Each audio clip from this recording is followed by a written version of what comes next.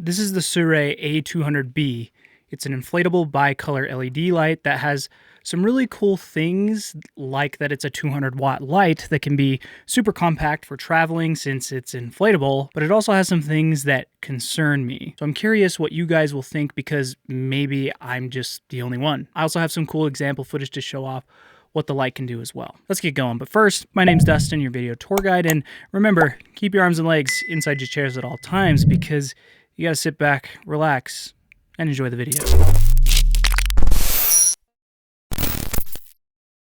First, what you get in the package is the deflated light, a grid, power cables, control box, a clamp that attaches to a stand, and the head that attaches to the light. One thing that's nice about the clamp that goes on the stand is you can slide the control box on there. That's kind of its purpose. Then the light itself has a magnet on the back, which is how you attach the light to the head of the stand. Very convenient for removing it from a stand and reattaching it. When you power on the light, it'll automatically start its inflating process, which you watched at the beginning of this video. And then when it's done, it will prompt you to click any button to turn on the light. There's also an included grid to focus the light more that just hooks to the panel. When you need to deflate and pack everything, there's a zipper on the side where you can pull this rubber lid and let all the air out. As far as the light itself, this is the bicolor version. There is also an RGB version, which I have something to mention as well later when it comes to the two version. It's fairly simple to use though. You have a menu button to change between bicolor, effects, and this last option is to start the inflating process for if whatever reason it doesn't start, I guess. Now for this next part, I'm going to show you a bunch of examples for using this light with the different effects besides just lighting a subject. In fact, I'm actually lighting myself right now with another one that's right there. How does it look? Maybe I'll throw up a comparison against my Godox light with the light dome on it, since typically that has been my favorite way to light a subject. And then after these examples, I'll get into the things I'm concerned about.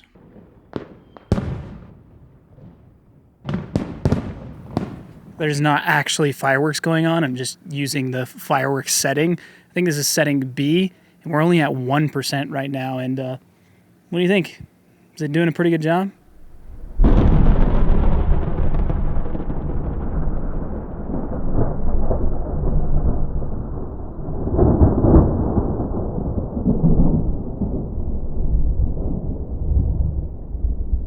So as you can probably tell, there's no lightning outside. I'm just using the light. Sorry, I have to whisper because my wife's sleeping.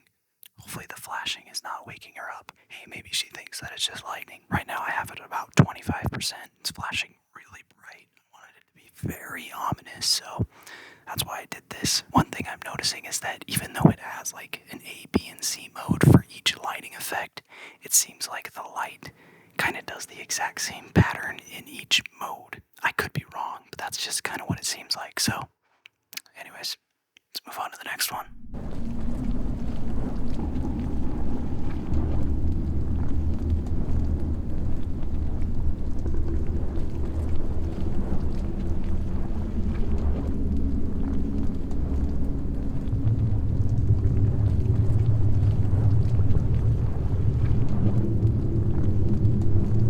I'm not in a dark, muggy cave. I'm just in my basement, and I'm actually using two of the SIRUI lights. This one is simulating candlelight. I can't remember exactly what setting it is, but I actually put another one back there as well. You can't see it, it's out of frame, because I'm trying to kind of simulate like I'm in some kind of like dark cave with like torches that are on kind of like the side of the wall. But yeah, I'm at 1% on this one, and that one back there, I'm a little bit brighter because you couldn't see me as I walked forward, just at 1%. And I also put the grid on back on that one as well, just because without the grid it was kind of lighting up the basement too much, so I just kind of focused it right where I was walking. So yeah, it's kind of a vibe in here, not gonna lie.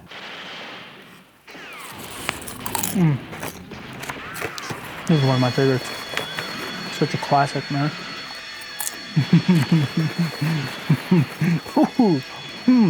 Oh, never gets old.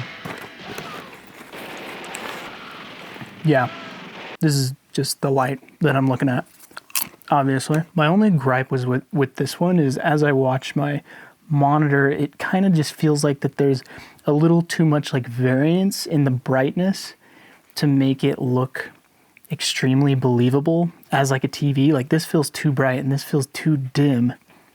Like from that to that felt good and that to that felt good, but that feels too dark to me. I don't know. I just feel like your TV doesn't typically get that dark that quickly, so it feels too simulated. I tried all the different modes too, as far as like the speed, A, B, and C, and this was the best one. The rest, I think, felt worse to me. Although there was a pretty cool shot that I thought of as I was walking down my stairs after I got the popcorn that I'll show you right now that I think makes a bit more sense than like this shot right here. Super cool shot. It looked very ominous and like horror-like, you know. I'm just gonna eat the rest of this popcorn. Hold on. Dropped it a little bit.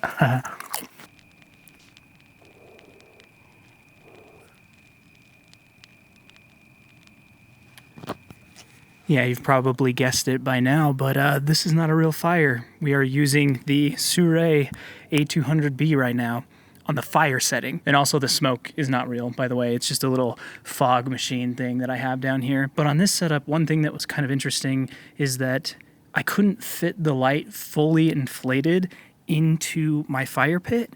And I don't know if you're supposed to do this. I assume that you can, but I was thinking of a way I could get it in there because I really wanted this shot for this video. So I was thinking, like, how can I inflate it?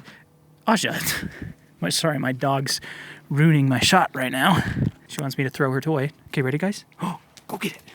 And so I was like, well, maybe I'll just try and deflate it while it's already on. And yeah, sure enough, I can deflate it and fit it in here. And so, yeah, I think it worked out pretty nicely. And by the way, one of the reasons why the light is so dim for these scenes is, yes, the light is really bright, but I'm also using a 0.95 lens. I'm getting these shots for another video, which you'll see. But anyways, let's move on.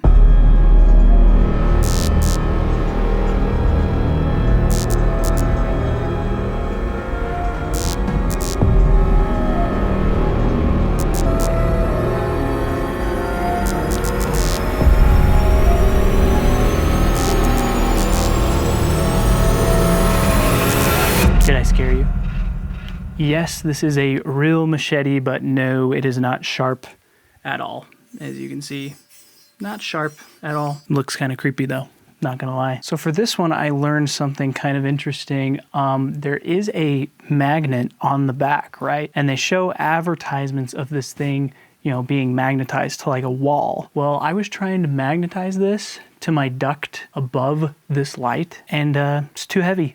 It would magnetize to it, but then I would let go and it would fall off. And I'm really kind of bummed about that because that was super cool, super kind of strong point, I think, for the light, but I can't even magnetize it to like a ceiling or something like that. So this is the broken light setting.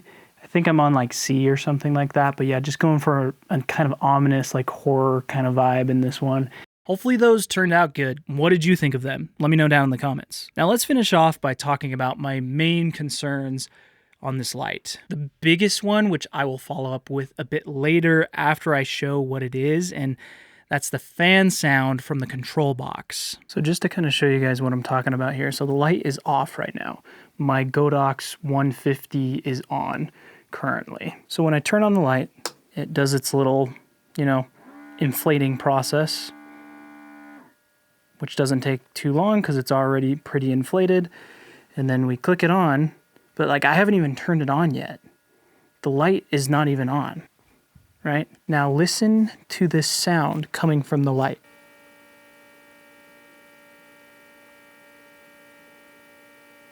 And again, I haven't even turned the light on yet. I just barely turned it on, but that's how it sounds like. And here's what it sounds in comparison. It's been at 100% for probably like 10 minutes now. So yeah, listen to this. Hey, Future Dustin here. I finally figured it out. So apparently this M button right here, you can hold down to bring up the menu to turn the fan off. So now it's completely silent. Like if I hit this, go back to the menu, you can kind of hear it fire back up. Yeah, so there's this extra menu in here where you can turn off the fan, which kind of saves a lot of my worry when it comes to this light. Plus, in that menu, there's also a Bluetooth option as well. I could not find either because I could not get the app to work, but now the app is working extremely well. So I'm extremely happy that I discovered how to turn the fan off and turn on the Bluetooth, because being able to control these with an app is just really going to speed things up on shoots. I couldn't for the life of me figure out how to get the app to work, and it was discovered in this secret menu where you hold the menu button. Who knew? In fact, I may be using these exact lights on a secret project that's currently in the works. You'll probably see a video about that next month. And the app is super smooth and works very well, especially when I compare my experience with the Godox app, at least so far, like for first impressions. But to me, the fan should have an auto setting as well, or at least give me the option to turn the fans off in the app as well. Kind of a weird oversight in my opinion, and maybe they can actually add that in the future. I'm just noticing too that this light I actually turned off and I had the fan setting off, but then when you turn it back on, it automatically defaults to the fan being on. So I don't know if you can hear the whine noise in the background. That's really annoying that I'm gonna have to turn the fan off every single time that I turn it back on. The other thing that kind of was a bummer was the magnet. I expected it to be strong enough to be mounted like that, upside down, but I guess you can only use it on like a wall. I feel like on the clamp too, where you can put the control box on, there needs to be a way to lock it on. It's pretty unlikely that it would come off as you're moving the light, but you know, safety first. I could see it coming off and just landing on your foot one time, and yeah, that would not feel very good. I also wish for the grid, instead of hooks, they would have integrated magnets again to like the front corners of the panel. I put the grid on wrong like 3 times before I finally figured out the correct way, and magnets would just make it much more simple, quick, and easy. The other thing that kind of bummed me out was the packaging. For the price of this light, which, by the way, it's $600 when it's not on sale and $650 for the RGB version. They are doing like a 15% discount as the time of making this video, but that's a normal retail price. For what you're paying, I feel like they could make the packaging a little bit more premium, just my opinion. And the last thing on this light, though, when it comes to the price, is the build quality, which is probably my biggest concern. So if you unzip the front of this and look at what's inside of this panel, it doesn't look very good. The light is riveted to the back piece, but then it's just like glued on there and it's already starting to peel. It actually looked like that when I first received the light, and I hadn't even done anything with it. I let SIRUI know this, and they said they assessed it and they sent me another one. So good on them for actually taking a look, but I don't know if they did, because even the second one they sent me seems to be the exact same. In summary though, I really like this light and I love the direction it's going. And if I were to buy one, it would probably be the RGB version, because it's $50 more and you get a lot more besides just the RGB. It's brighter, and you can make the light even cooler or warmer than the bicolor version. Plus the RGB, like, you never know, you may use it. But I have to be honest and say, if I spent this much on a light and saw what the inside of this looked like, I'd be disappointed. I just have a lot of concerns in the longevity of this light, with it being basically glued on the inside. And I understand that the rivets help, but there's got to be a better way to make this be a good mix of premium and value. What do you guys think though? Am I just being too picky, or is it a concern for you as well? Let me know down in the comments, and if you enjoyed this video and want to support me, be sure to check out my website and subscribe, because you made it this far in the video, so why not? It's free and you'll miss this beard if you don't. Till the next video though, happy filming.